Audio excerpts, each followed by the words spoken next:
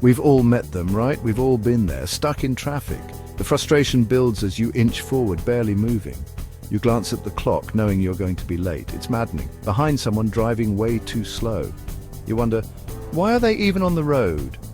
You honk, but it doesn't help. The minutes tick by, and your patience wears thin. Or maybe you're at the grocery store, it's crowded and you're in a hurry. You navigate through the aisles, trying to avoid the slow-moving shoppers. The cashier is moving at glacial speed. You tap your foot, check your phone, and sigh loudly. The line doesn't seem to move, and you feel your blood pressure rising. And don't even get me started on people who clap when the plane lands. You roll your eyes and think, really, it's their job to land the plane safely. In moments like these, it's easy to think, ugh, idiots everywhere. But what if there's more to the story?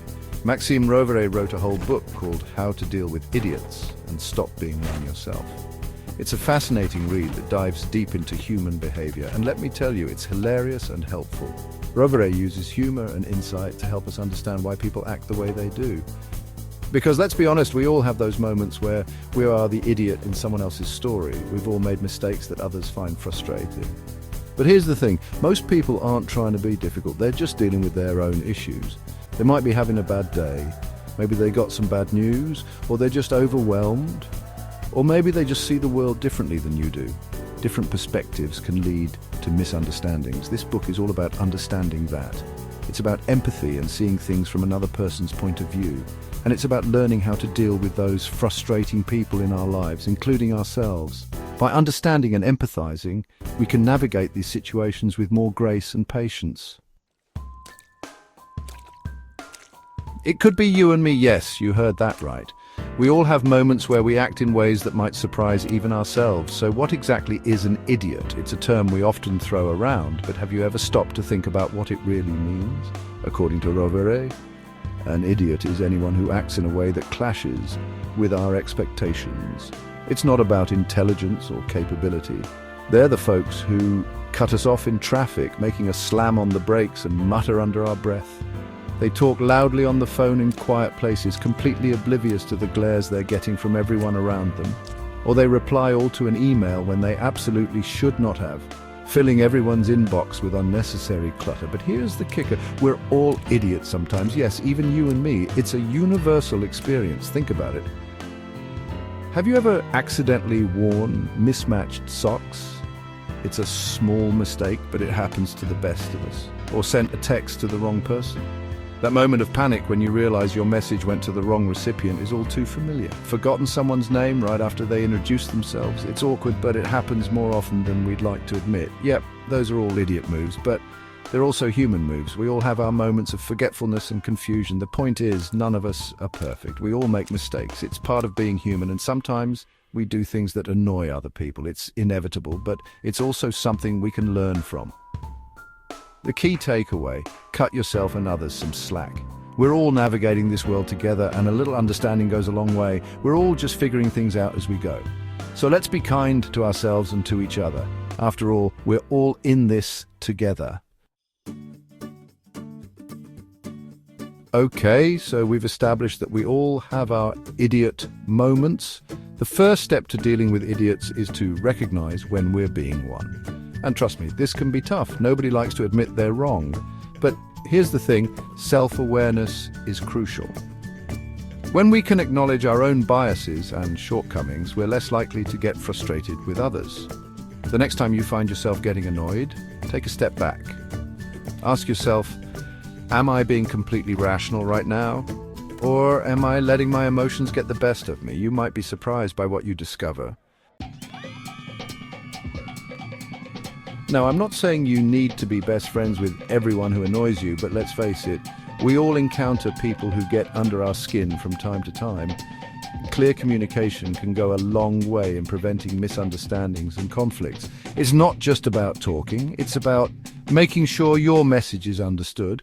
Instead of immediately getting defensive, try to understand the other person's perspective. Ask yourself, Why are they acting this way? What might be going on in their life? Listen actively to what they have to say. This means not just hearing their words, but also paying attention to their body language and tone of voice. And try to express your own thoughts and feelings in a calm and respectful manner. Use I statements to avoid sounding accusatory. For example, let's say your coworker keeps forgetting to do their part of a project. This can be frustrating, but how you address it makes all the difference. Instead of sending a passive-aggressive email, try having a direct conversation. Emails can often be misinterpreted, leading to more confusion. You could say something like, "Hey, I noticed you haven't had a chance to finish your part of the project yet. Is everything okay?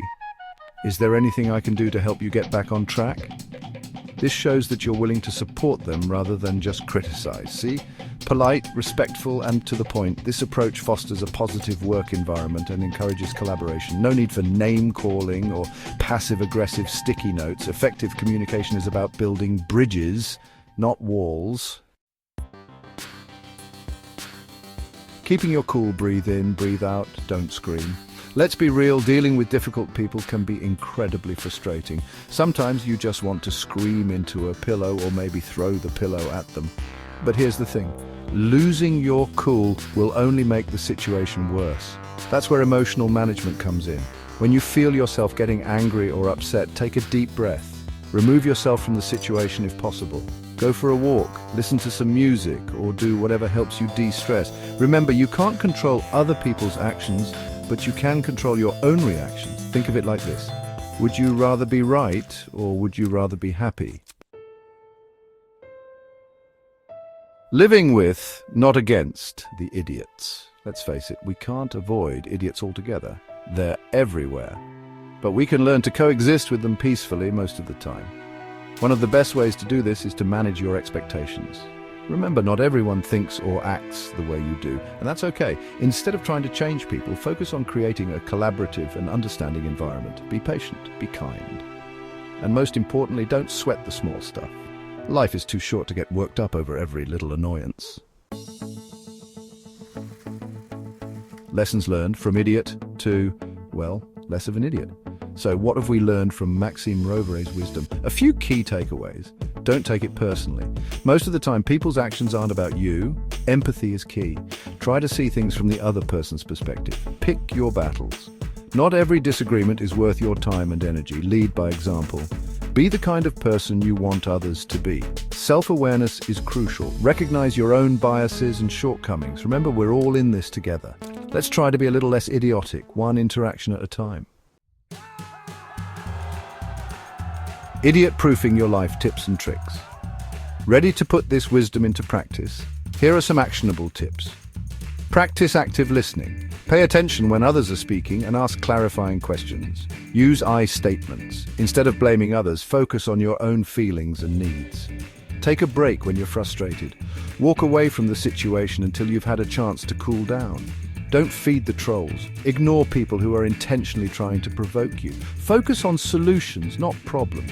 Instead of dwelling on what's wrong, work together to find a solution. Remember, dealing with idiots is a skill. And like any skill, it takes practice. But with a little effort, you can learn to navigate even the most frustrating social interactions with grace and humor. Conclusion, we can all be a little less idiotic. Life is full of surprises, and sometimes those surprises come in the form of frustrating, annoying, and downright idiotic people. But here's the good news. We don't have to let them ruin our day. By understanding the psychology behind irrational behavior, practicing effective communication, and managing our own emotions, we can navigate these interactions with more patience and understanding. Remember, we're all human, we all make mistakes, and sometimes we even act like idiots. The key is to learn from those mistakes, extend a little grace to ourselves and others, and try to make the world a slightly less idiotic place, one interaction at a time.